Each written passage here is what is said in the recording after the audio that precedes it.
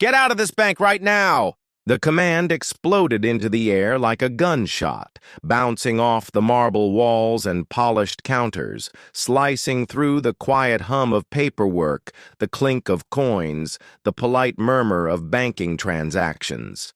Heads snapped toward the sound. A woman signing a deposit slip froze mid-stroke. A man counting cash paused, bills dangling between his fingers. The atmosphere shifted instantly, as if the building itself had sucked in its breath. Before we dive deep into the story, what country are you watching from? Drop it in the comments because in this channel, we reveal injustice to pure justice. In the center of the lobby, under the tall ceiling and gleaming chandelier, stood a tall black man. He didn't move, didn't flinch, but there was a flicker behind his eyes.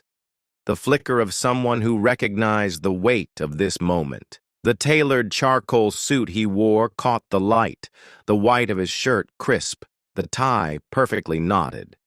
His shoes shone against the spotless marble. But in that moment, all those details, the suit, the grooming, the bearing of a man who belonged in boardrooms, meant nothing. The bank's security guard, a stocky man with a shaved head and the confident swagger of someone certain of his authority, was marching toward him with his hand raised like a traffic signal. Behind the guard, the bank manager emerged from an office with glass walls, his expression somewhere between disdain and satisfaction. They didn't ask for his name. They didn't ask for his business. They didn't even glance at the leather-bound portfolio in his hand. They just told him, in a voice loud enough for every customer to hear, to leave. Some averted their eyes. Others watched with wide, awkward stares. And some, their phones held low but cameras aimed high, began recording. The humiliation wasn't quiet. It wasn't discreet. It was public, deliberate, designed to say, you don't belong here. This man's name was David Carter, 42 years old, African-American, deep brown complexion, sharp eyes that missed nothing. The kind of presence that made you aware of him before he even spoke. A self-made businessman, his journey had started in a cramped, dimly lit apartment with peeling paint and second-hand furniture. He'd been broke more times than he could count. Slept in his car once. Took jobs others didn't want.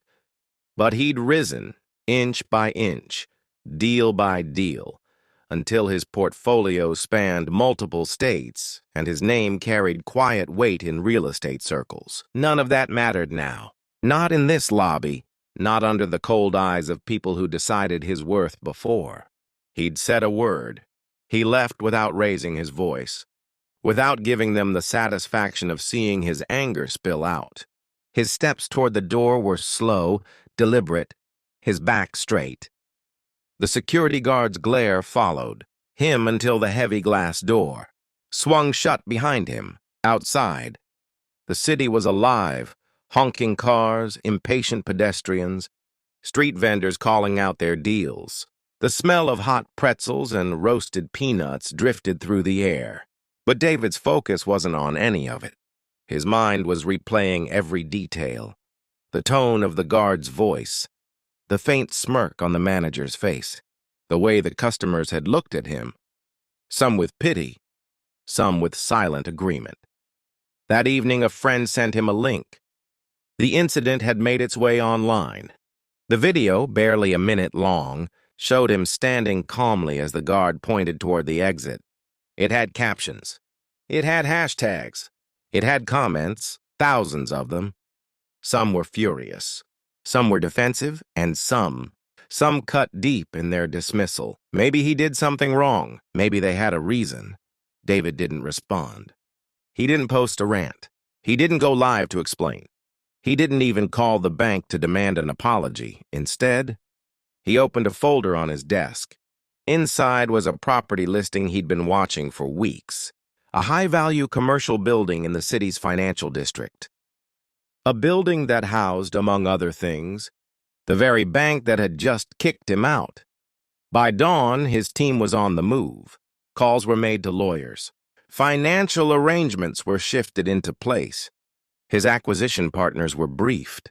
He played the game quietly, moving like a chess grandmaster whose opponent didn't even know. A match had begun. While the city bustled through its workday, David was in constant motion, meetings, calls, signatures. He'd been preparing for an investment of this size for years, though the timing had always been flexible. Until now it was personal. He didn't let that emotion cloud his judgment. He let it sharpen his focus. By mid-afternoon, contracts were drafted. By early evening, terms were agreed upon. And before midnight, the deal was sealed. David Carter now owned the building. The following morning, bank employees arrived to find a crisp notice taped to the glass under new ownership. The font was bold, black, and impossible to miss. Whispers rippled through the lobby. Some glanced toward the manager's office. Others scanned the street outside. And then David walked in. No security guard stopped him this time. No one told him to leave. His steps were unhurried, his gaze steady. He passed the reception desk without a word, crossed the lobby, and paused in the very spot where he'd been told. He didn't belong less than 48 hours earlier. The security guard from that day stood at his post, stiff and uneasy. The manager emerged from his office again, but his face was pale now, his jaw tight. David didn't raise his voice. He didn't recount the humiliation. He simply handed the manager an envelope. Inside was legal notice. The bank had 90 days to vacate the premises. They were gone in 60. When the last employee carried out the last box, David stood in the empty lobby. His footsteps echoed where accusations once had. He looked up at the vaulted ceiling, the chandelier glinting in the morning light, and felt the quiet, unshakable satisfaction of having turned the tables. Completely. This wasn't about ego. It wasn't about revenge. It was about reclaiming dignity without raising your voice. About proving that sometimes the loudest statement you can make is made in silence, in ownership. So the next time someone tries to push you out of a room you have every right to be in, remember this: you can come back as the owner of the building. And that's the power of patience, focus, and silent moves. They tried to humiliate him, but he came back as the owner. Now here's the thing. Stories like this aren't rare. They're happening everywhere, every day, but most of them never get told.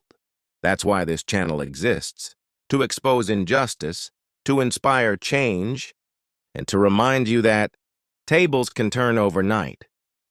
If you want more stories that will shock you, fire you up, and make you believe in your own power, hit that subscribe button right now and turn on the bell, because the next one will be bigger, messier, and more unbelievable than this.